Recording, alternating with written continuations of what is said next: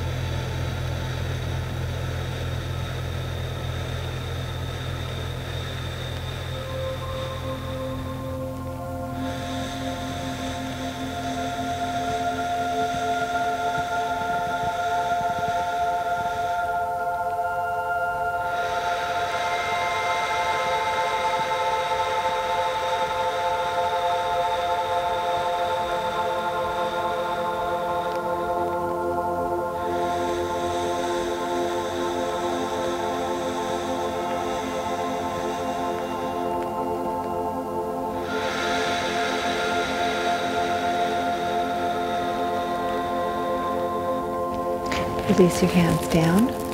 Okay, now we're going to move our shoulders up and down. So we're going to breathe through our nose. We're going to close our eyes, gaze at the third eye.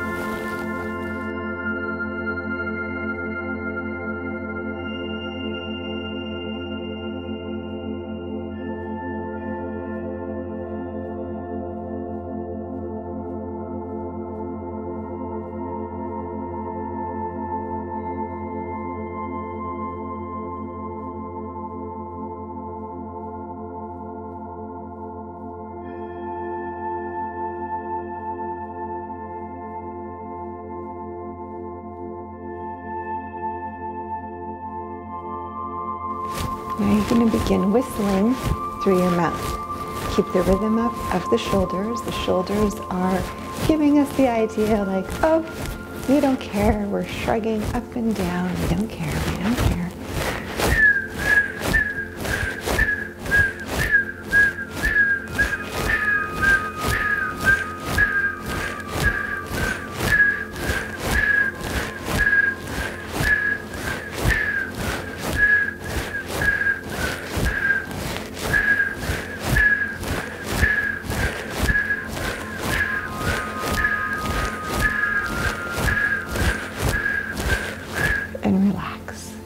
Now we're going to put our left hand on our heart and our right hand over top. We're going to make sure our fingers are pointing outwards and our thumbs are touching to form a triangle. We're going to close our eyes and gaze through closed eyes at the tip of the nose and breathe deeply in and out through the nose.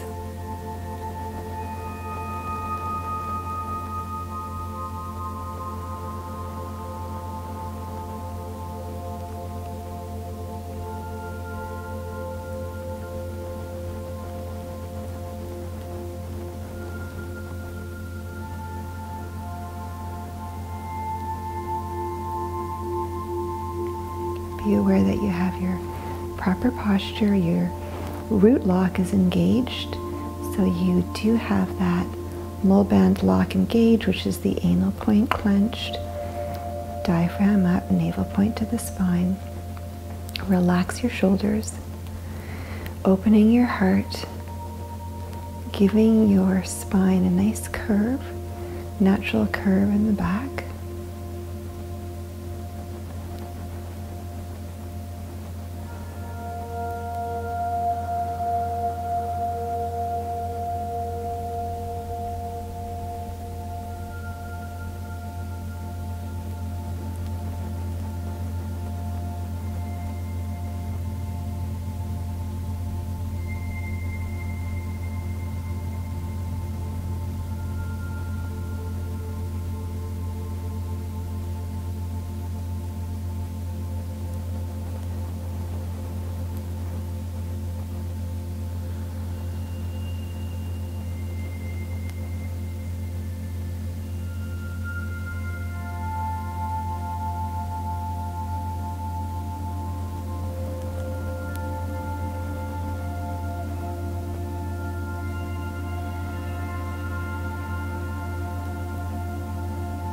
Continue to gaze at the nose through closed eyes.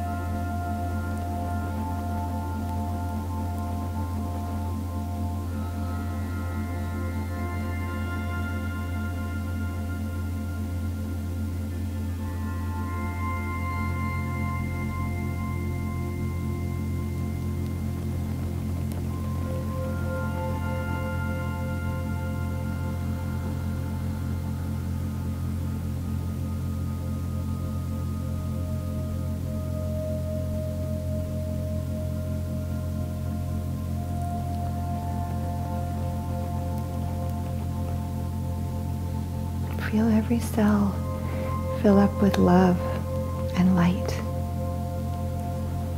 So you can turn on your dimmer switch. You can raise up that amount of light within every cell of your body so that you glow brightly.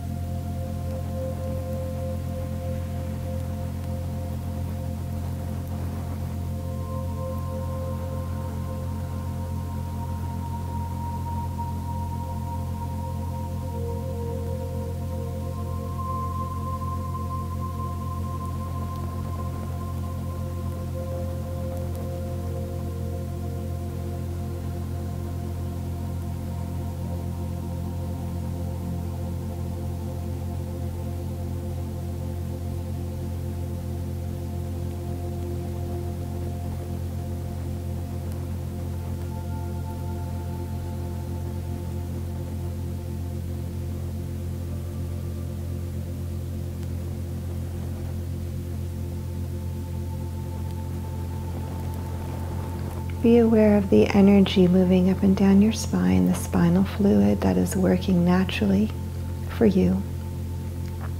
You don't need to put any effort into it, but you can observe it and appreciate it and know it. Now with the same realization, you can know that life works like this for you, that everything that operates in your outer world, in your outer self, other than your physical body, is working for you.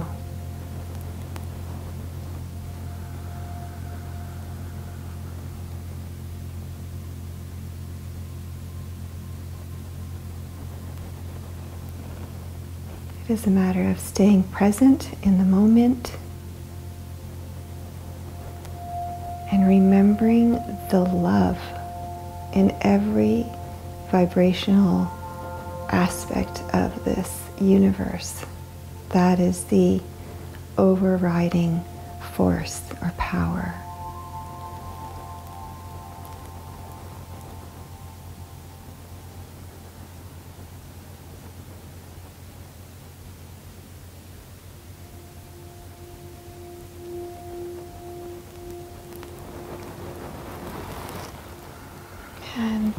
And let your hands relax back down now.